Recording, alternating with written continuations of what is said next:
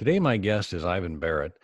Ivan is the owner of Barratt Asset Management and Redevelopment. He's also got the Ivan Barratt Education platform. He's a multifamily syndicator, also a frequent contributor on Bigger Pockets. He's based in Indianapolis. And today we're going to talk with him about how he grew from 2 to 2,400 units. But first, a quick reminder, if you like the show, CREPN Radio, please let us know. You can like, share, and subscribe. Also, you can leave a comment. We love to hear from our listeners. Also want to remind you, if you'd like to see how handsome our guests are, be sure to check out our YouTube channel. That's Commercial Real Estate Pro Network. With that, I'd like to welcome my guest, Ivan. Welcome to CREPN Radio. Darren, thank you so much for having me. It is great to be here with you today. I am really looking forward to getting into this with you today. But before we start, if you could take just a minute and share with the listeners a little bit about your background. Sure. I actually am pretty lucky. My father is an attorney, and he had a bunch of rental properties growing up. And so I got a taste for real estate fairly early in my life and thought, gosh, why would I ever want to get a real job? I could just own a bunch of these rental properties and watch the rent checks come in and get to be lazy. Well, fast forward, it does turn out it's a real job, but I do enjoy it. In 2010, I was a late 20s kid trying to convince my wife today to marry me. I was several $100,000 in debt because I had screwed up pretty much everything about how to properly operate real estate.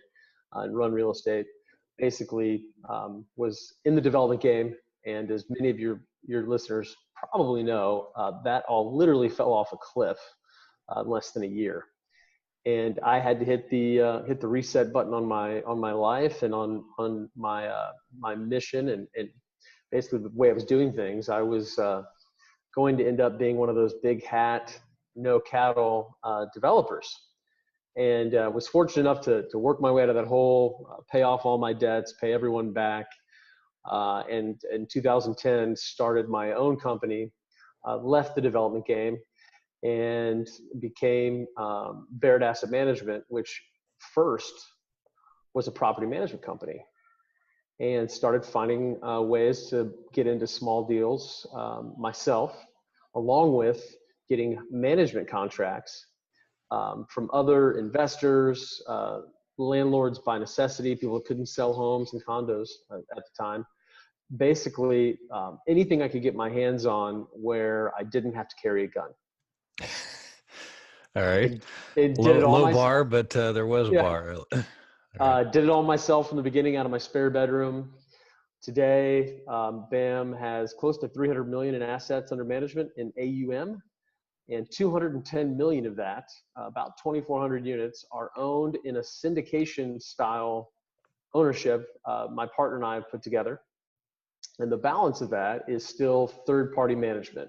We don't really take on the small stuff anymore, but we manage apartment buildings all the way up to communities with clubhouse, pool, and on-site staff. That's where it gets really fun for us. And so today we've got about 80 employees here at the corporate office in downtown Indianapolis. We've got, maybe a dozen and a half employees or so, depending on the day, because most of my executive team are road warriors these days. And then the balance of our employees are actually on site at our communities because we manage everything in-house: construction management, property management, asset management, the accounting, the compliance, investor relations. It's a vertically integrated real estate company these days.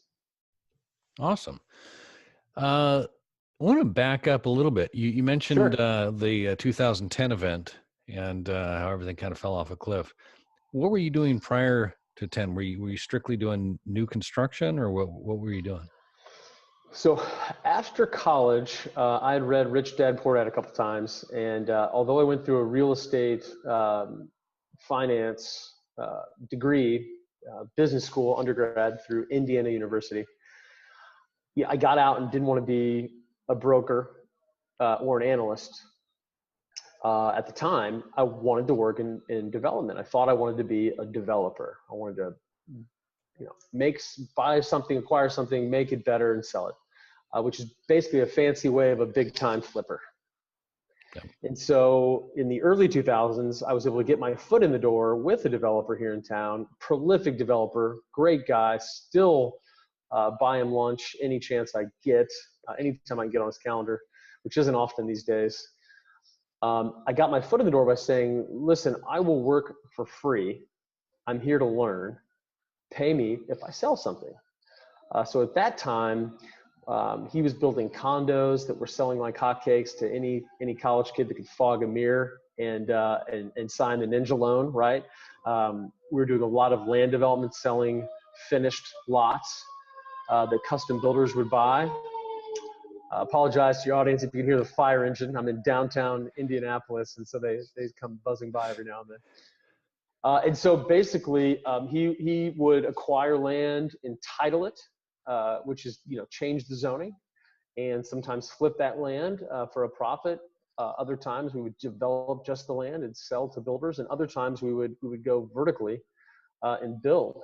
And so I got this great secondary or master's education of real estate on the ground, helping him with management, zoning, obviously sales, every facet of real estate you could imagine. But his model was ultimately broken for a young guy like me, because as you may know, that land development is the game of kings. And when I finally woke up and realized that, number one, I'm not a king, and number two, I'm never going to get the keys to his castle, because that's his castle. That's his castle, yeah. Right. I finally woke up to the realization that I needed to find a new path. And for us, management was the reluctant choice. Didn't love property management, but I knew if I could figure that out, I could grow a reoccurring income stream that would allow me to build a machine that could execute on my wealth plan, which was to own thousands of apartments. And so I had to build that first. And made every mistake in the book. Learned a lot of lessons the hard way. That's typically the only way I learn, is making those mistakes. And just try not to make the same one twice. And so there was a lot of up and downs. Success is not a straight path. But by not quitting and not giving up and focusing on persevering and developing a high level of grit, I was able to continue to scale that company to what it is today and where it's going tomorrow. Cool. So prior to the crashing, you were working with the developer. Was that your model there, or what you were doing there? Is it, just so I understand? Or did you break out on your own and do any developing? I guess that's what I was just trying to understand, if you were doing any developing. So I was a little, thank you. I was a little guy on the totem pole. Basically, I was paid a percentage when properties actually sold. But Gotcha. I got to help at all levels of real estate. I got to help manage projects. I got to help find new deals. I got to help figure out the financing. But I didn't get paid anything unless I sold something at the end. So, 2006, I'm selling millions of dollars in developed land and condos, and I've got a pipeline with tens of millions of dollars in sales. And I'm like, okay, I'm going to be rich. I'm adding up all these lot sales. Playing commission game. Yeah. Oh yeah. Big time. I was the in-house sales guy. Yeah. Yeah. And so I would, if there was no money coming in, young kid, I would just put my expenses on a credit card waiting for my next deal to sell. And that became unsustainable overnight.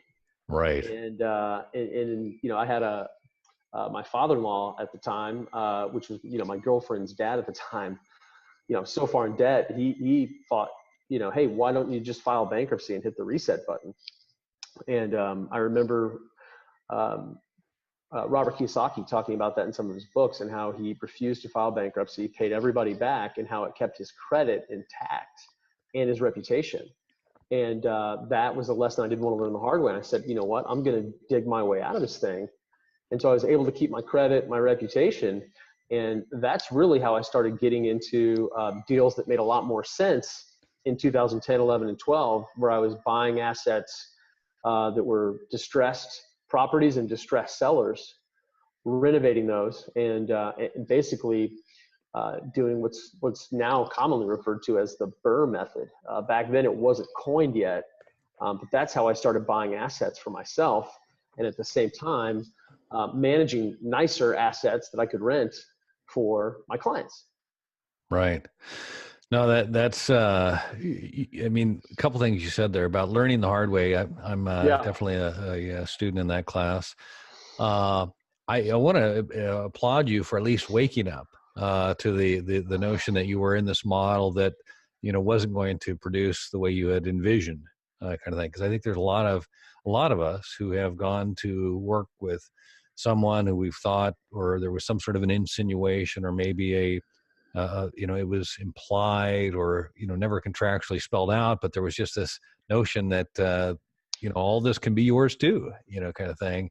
And until you figure that out, wait, I've got to go my own. I've got to create my own. They're not going to just give me this kind of thing. So that's good for Oh, you. sure. And for the record, it was never implied or promised and then taken away. The one thing I can say about my mentor, who's still like a father figure in my life, is that he was the one guy that I've come across in real estate where if he said something and it wasn't in writing, he lived up to it later. Sure. He made good on that, and that was that was very unique in real estate. My advice to your audience would be to always get everything in writing. Yeah. But no, it was just, we always had this agreement that one day I would go out on my own. He knew that I was destined to be my own shop. His advice to me was, don't ever burn a bridge with me. Don't ever leave me hanging on a project. Right. And, he was great at the time. Gosh, I don't know if I've ever admitted this, but at the time, I think I owed him close to $50,000 because he had been helping me draw on my future commissions.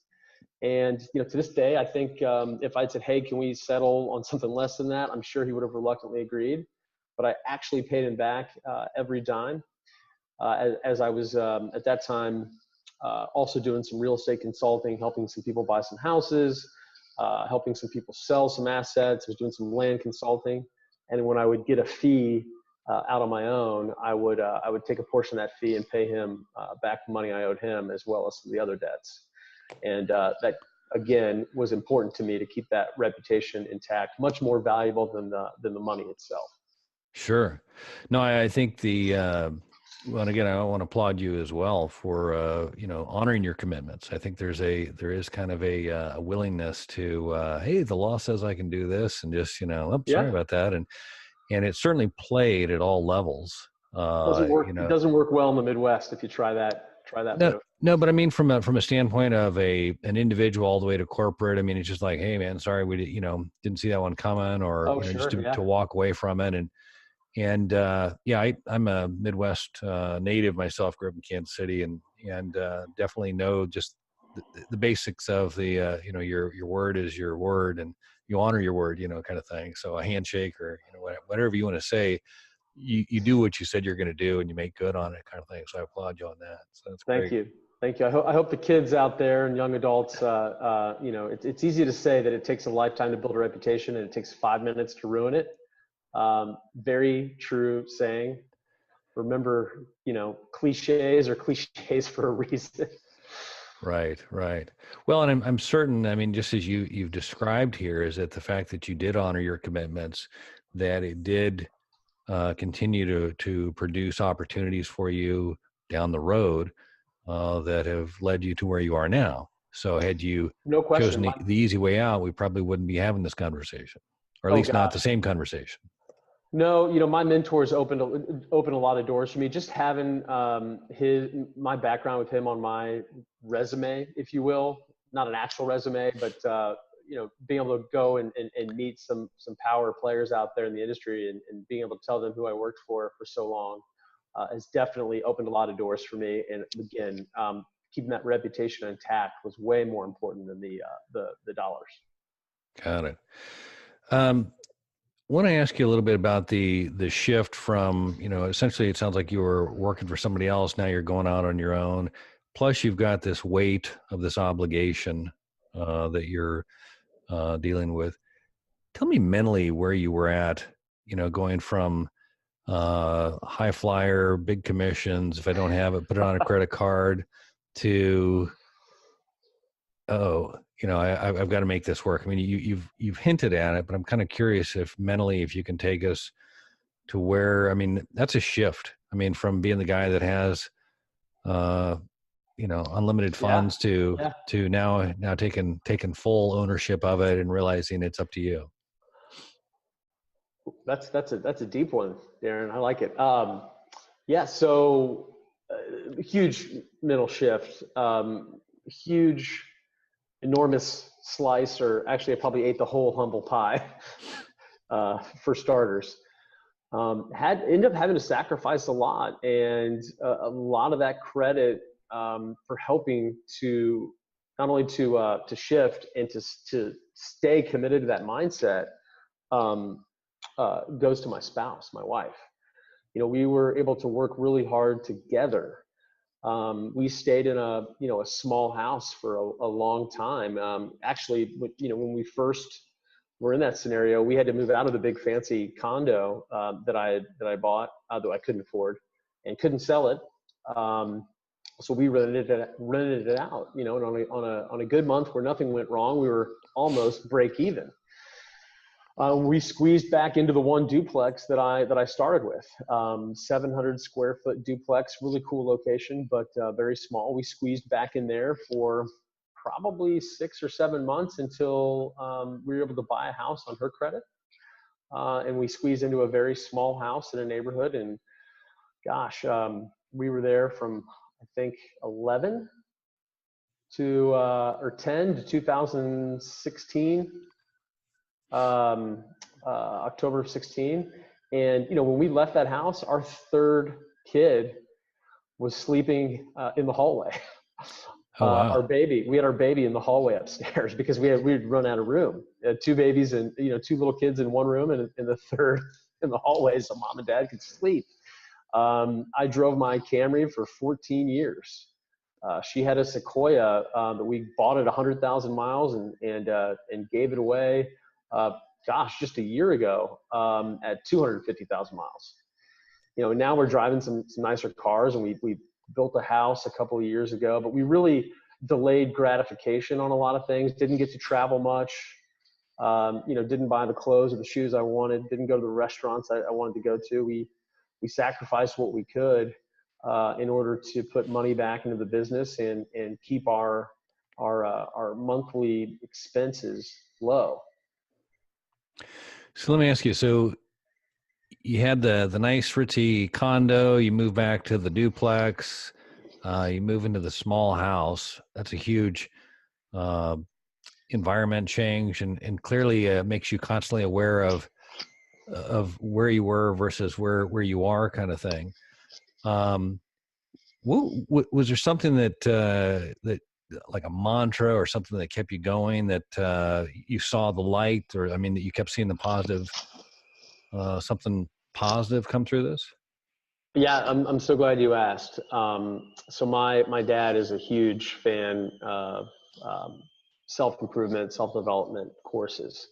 He had every tape course under the sun growing up. He'd always have these sayings, and throughout my years, my response was, "Shut up, Dad, that's dumb," right? Or, "I've heard that enough, Pop," but as I got into my 20s and late 20s and really started maturing as an adult, all these sayings start coming back into my head. And that's really what helped me get into property management was he used to say the journey of 10,000 miles starts with one step. And I couldn't tell you where I was or how exactly it happened, but one day it dawned on me, the journey to 10,000 units. Today the goal is much higher than that, but the journey to 10,000 units starts with the next deal. Even if it's just a 2-unit deal, stop thinking you're going to be this big developer out of the gate or own a bunch of apartments out of the gate. You just got to get the next freaking deal done. And he would say things like, by the inch, it's a cinch, by the mile, it's a trial. So I would really try and break down into, what are these little steps? What are like 3, 4, 5 things? I think I got that one from Rockefeller Habits. What are these 3, 4, 5 things that I have to do today to get a first down? Don't focus on tomorrow so much. I learned that lesson also climbing a couple mountains in my late teenage years. If you look at the summit, it never gets closer. You really have to focus on putting one foot in front of the other, rinse, repeat, one foot in front of the other. And you have to have a mantra in your mind, because it's the mental part, the mind that can get in your way. And so, yes, all the time I had to keep my mind focused on the next step and not so much worried about my current circumstances. Instead, focus on what had to be done today for tomorrow. Another great saying my uncle would tell me is, do what others won't today so that you can do what others can't tomorrow. There's a bunch of different versions of that, but all the same thing is making some sacrifice today. Head full of mantras is the short answer. No, that's awesome. I appreciate you sharing that, because I think Sure. that I think the real estate as a game is viewed as for a lot of people, it's and it's painted, whether you go on HGTV or whatever these channels are, the get rich quick, or the flipping, make millions and flipping, or whatever that is. And truth be told, there's a lot of money to make in real estate transactions, but if you have some sort of a large goal and you expect to get it instantly, you're not recognizing all the work that everybody else has put in. There's not a lot of shortcuts, I think, in life, kind of thing, unless you were born into something that gives you something more than others. But I think one of the things that when I hear you talk, and I've experienced myself, is real estate is it's a get rich slow kind of a thing. There's a build there. I mean, momentum and how it it continues to build on itself. And if you get in and you do, and you kind of bite off these little pieces and stuff, eventually it adds up to a big number, is what I've seen. Absolutely. It's if you want to go really big in this business, you have to develop a repeatable model. Flippers eventually flop. Markets change too much to make a whole lot of money in that business. And there's some great developers out there that make huge money, but most of the big ones I know, they've been bankrupt 1 to 3 times, and they've had to hit the reset button. And so that's a real different risk profile. I think the much smoother, predictable path is to develop a repeatable model. Jim Collins has characterized it as the great flywheel in his book, Good to Great. It's very similar analogy to a freight train. It's much more difficult in the beginning to get it moving. But if you can stay with it, not quit, and continue to expend energy, once it starts moving and turning, the momentum becomes so great that it almost becomes unstoppable. So today, I get to focus most of my time on strategy and capital raising. And there's so much to this business that occurs, problems that get solved, new initiatives that get started without my direct involvement. Because now we've got this great leadership team, and they're developing leaders under them. And we've got a culture here at BAM that's unlike any other property management company. And so much of that now, credit is due to the team versus me individually. And it's almost like I get to sometimes just sit back and watch that freight train and how fast it's going in the direction that we want it to go in. Oh, that's awesome. You mentioned Feels pretty team. good.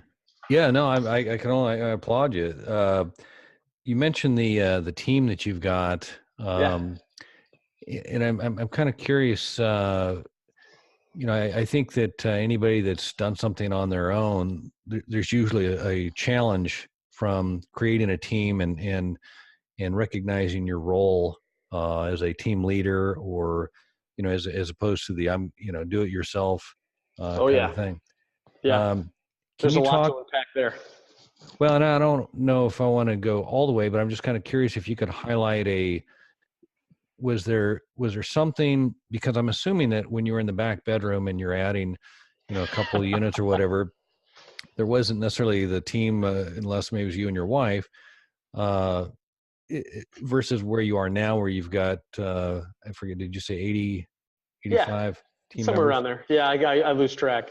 Yeah. No, there's a lot to unpack there, but I'll keep it brief. So, um, managing people and growing a team is harder than figuring out real estate investing. Much more difficult. But all it takes is the willingness to learn and continue. You get knocked in the mouth, you fall down, you get up. As long as you're willing to get up every time, you'll figure it out. And so I can't tell you how many times I've hired and fired and hired and fired people, trying to tinker and test and retest and figure this whole thing out. And it was a rough road at times. For a long time, everything went through my cell phone.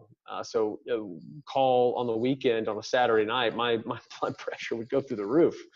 And in the span of things, that was a short period of my life that I had to grind through to get to where I'm at today. But leadership, training is a learning curve. And then for me, like a lot of people, getting from I can do everything myself and I can do it better, to becoming more of a leader and letting other people fail and make mistakes and learn and giving them more responsibility. Tim Ferriss, 4-Hour Workweek, characterizes it as letting the little bad things happen. It costs money. It's painful. But it's another freight train that if you can get it going under its own weight and let go, stop trying to squeeze everything here and let go and let other people figure it out. What ends up happening is I get to spend much more time on my superpower, and everything else that I'm weak at, which there's a lot. That's a long list. I know we don't have time for that today. Gets put on other people's plate. So for instance, my business partner is now the president and COO of BAM. And he is a way better operator than I am. He's the yin to my yang. Apart, we would both be very successful, but together, our value is much higher than the sum of the parts. And it allows us to do great things independently of each other, that eventually form Voltron and allow us to kick some major ass, if you don't mind me saying so. No, that's awesome. And again, I applaud you, because I think that what I see a lot of times in small business, just in general, is the ego kind of gets in the way of bringing on somebody and giving some of that responsibility away, and recognizing that the growth will multiply as opposed to, I've got this. Kind of thing. You have to change the mindset. I hear this all the time. I get asked the question, as a small business owner, and I cut people off. I'm not a small business. I'm a big business that today happens to be small. It's a minor shift, but it makes a lot of difference. In the entrepreneur, the founder, whomever out there watching is wanting to do the same thing. No, that's awesome. It takes a big team to run a big business. Oh yeah, no, but I think there's a lot to that, and I think somebody having a vision and kind of having a sense of where you want to be and recognizing the steps to get there, and backing into it, kind of thing. I mean, there's a ton there, and I just think that inherently small business, and I use the word small business because I think that the mindset does keep them small. Yeah. The owner is usually the number one salesperson, or the person that usually brings the sales in through the door, and they don't have any management training themselves. And so to try and coach or teach others is, they don't know how, so how can they, kind of thing. And it's just, it works for me. Why doesn't it work for you? Yeah, there's a growing theory out there that you've got the visionary, and the implementer, the integrator, the guy that can grind. And there's very few people that can do both well. Elon Musk is like a unicorn, right? But most of us are one or the other. The vast majority of us. I am a stone cold visionary. I'm a great sales guy. I can persuade people relatively easy. I see the big vision, right? if I don't have the opposite side of that, the yang, that can actually execute, grind, lead people on a day-to-day basis, then I will ultimately screw everything up. Right. Or I won't go that far and I'll stay small. And if you stay small, then all you do is you own a job. I want to live in another country for a couple months soon. To do that, I've got to grow a big business. No, that's awesome. That's awesome. Hey, I want to shift gears here just a second. You've had some decades of experience here in real estate, and I'm curious just on the timeline. So from when you started, sounds like the development condos were flying fast. Then Yeah. the crash, and now we're back at a point Okay. that's between the two, I guess, is what I would say. I mean, we're nearing the Fast and Furious kind of stuff. I don't know. I don't even want to characterize. I want to let you. Can you compare kind of your beginning point to the dark point to now? And I say that because I'm looking cycles, right? I mean, there's all these different cycles and stuff. And I'm Oh kind yeah. of there's a phrase that I hear throughout whenever I'm talking with other investors or reading on any kind of a online thing. It's like, good deals are hard to come by. And, and I don't know that ever changes, but I mean, I think that a truly good deal, Yeah. there's An different actual cycles. deal. Yeah. There's Yeah. different cycles when good deals are more plentiful, but even a good deal in a plentiful market is better than just a deal. Right. And it's hindsight usually that you recognize how good of a deal it was, maybe sometimes based on market conditions. But anyway, I want to ask if you Yeah. can compare those three or contrast them and give a little bit of perspective just in market cycle. So I love pretending to be an economics nerd. I'm a wannabe economics nerd and a wannabe investor. But I do like to study and listen to a lot of content around cycles, financial economics, financial history. Your question is compare where the cycle when I started and where we're at today. Yeah, and just I Yeah. think it's I mean, we're, important to touch on the bottom there, because I think that oh yeah. what I fear is that, and I don't say fear, but I think that people lose context with just how dramatically bad the market was from a standpoint of just no Yeah. money, that kind of thing. And now we've had this rise back up, and there's this assumption that it's going to go right back to where it was before kind of thing. Yeah. And So what happened in 8, 9, 10, 11 was, by many accounts, and one that I agree with, was an 80-year super cycle, analogous to 1929. And there's other ones prior to that, but I won't bore everybody with all that stuff. And so, there's this tendency to think that the next one is going to be the same or worse. And by all accounts, the next one is going to be much softer of a landing, in many ways. We were at the very bottom of a cycle. I mean, there were deals galore sitting on the MLS. And when we all say we wish we had bought more then, and money was very hard to come by. Capital was extremely difficult. And I was very lucky to come across some very well-meaning private money. I call them hard money lenders, but they were great. They were going to the third generation hard money lenders. I came in with a business plan. They bought in, and they were loaning me money on a lot of projects back then.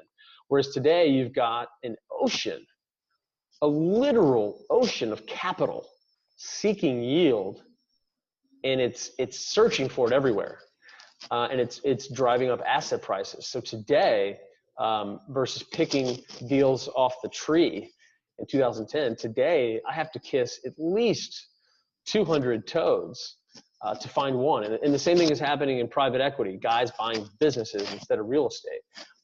They're having to kiss 1,000 toads to find one deal that fits their criteria. So it takes a lot of discipline at this point in the cycle to not get over your skis. So last year, my stretch goal was 2,000.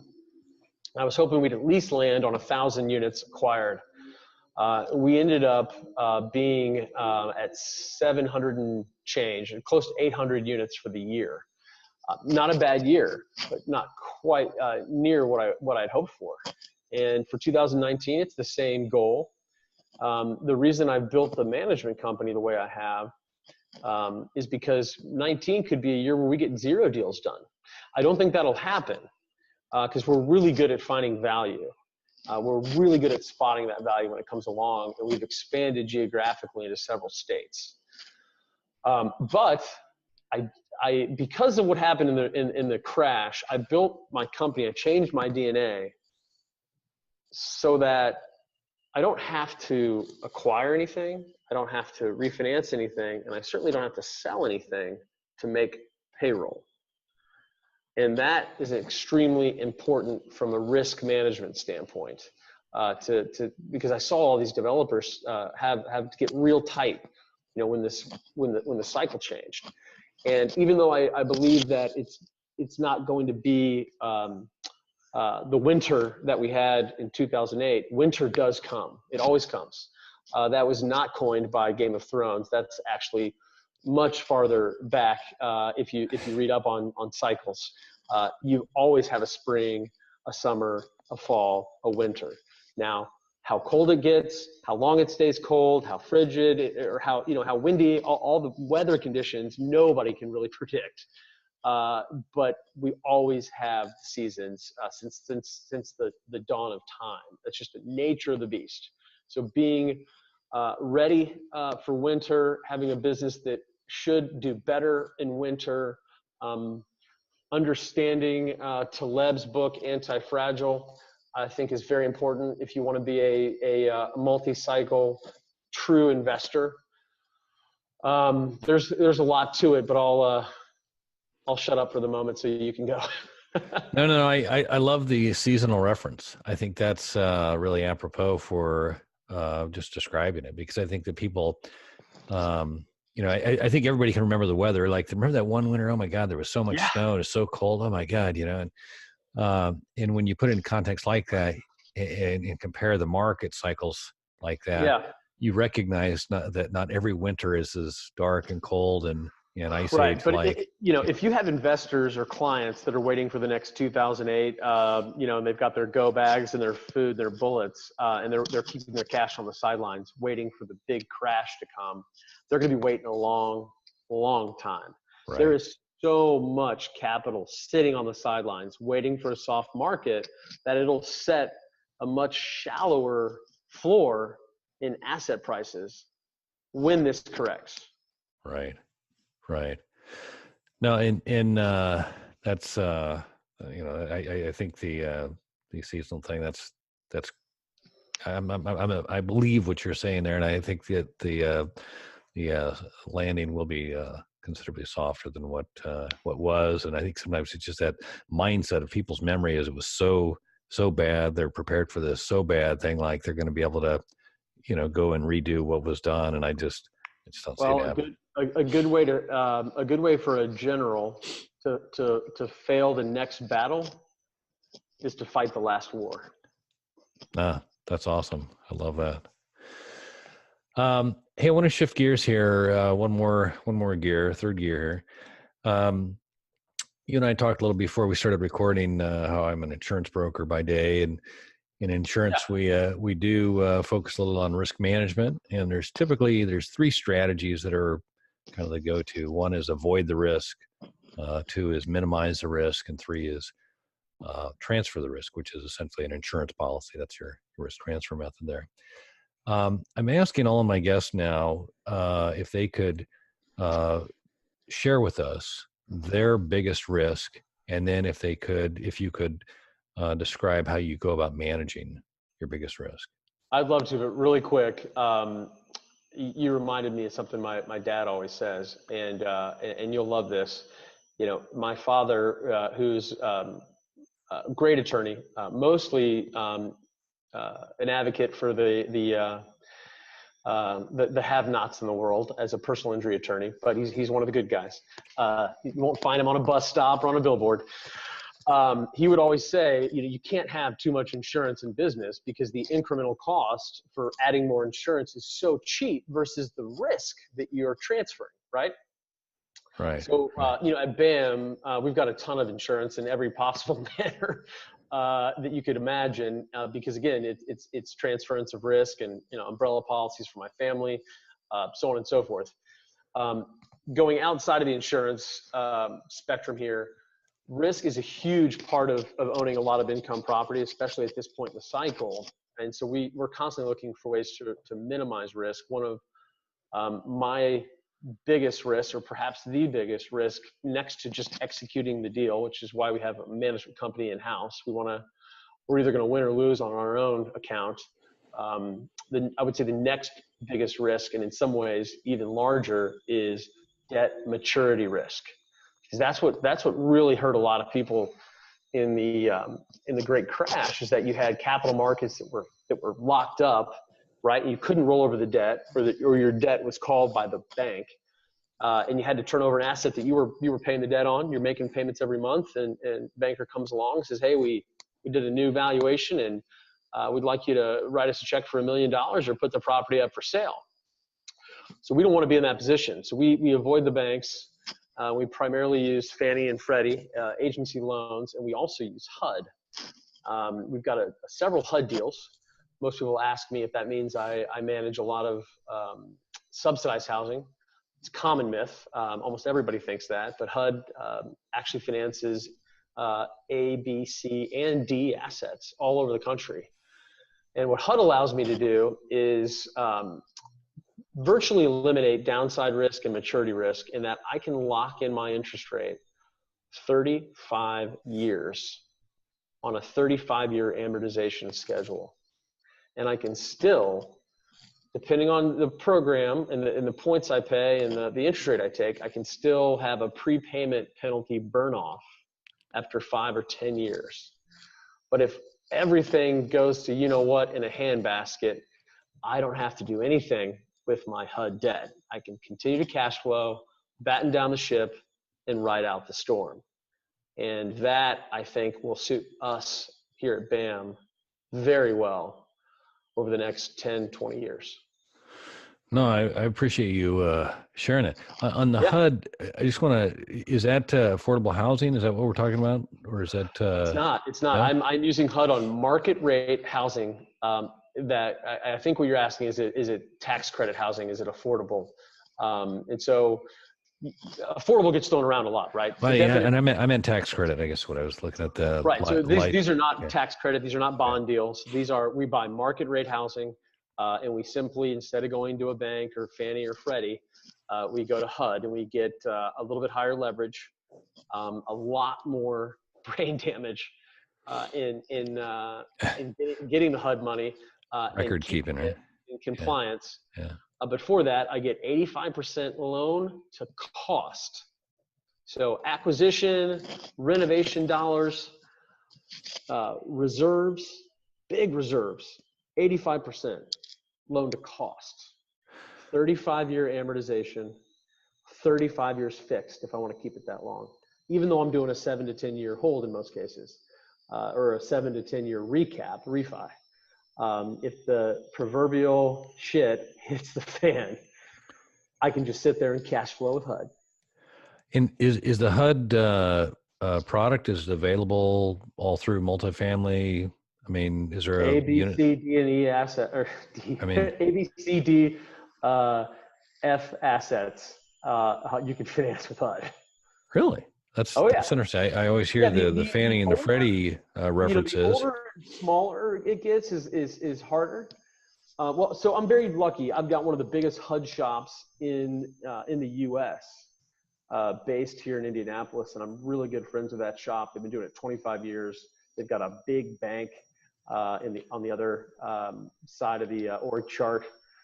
So they bridge me to HUD. They underwrite me to HUD up front, just like your mortgage broker on your house would underwrite you to Fannie up front, and then they hold the loan until we close the HUD funds.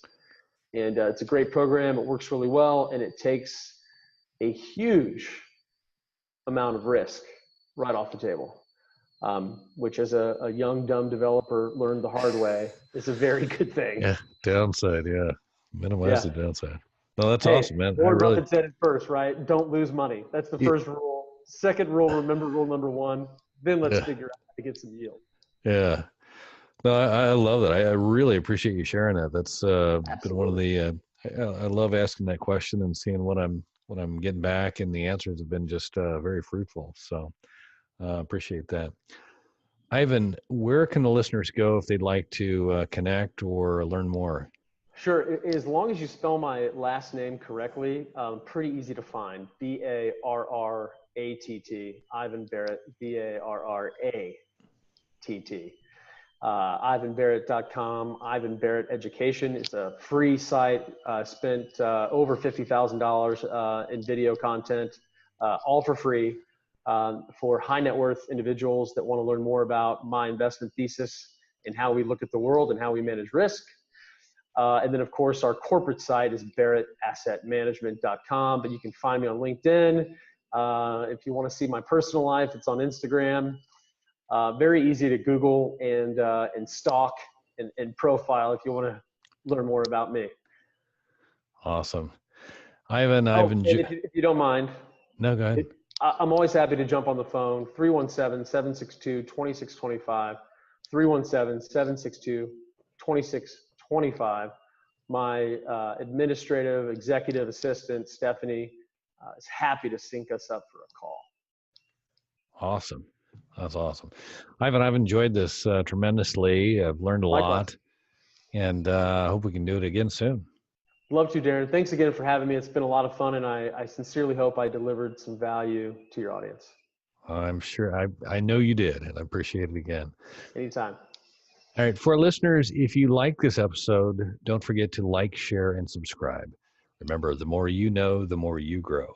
That's all we've got this week. Until next time, thanks for listening to Commercial Real Estate Pro Network's CREPN Radio.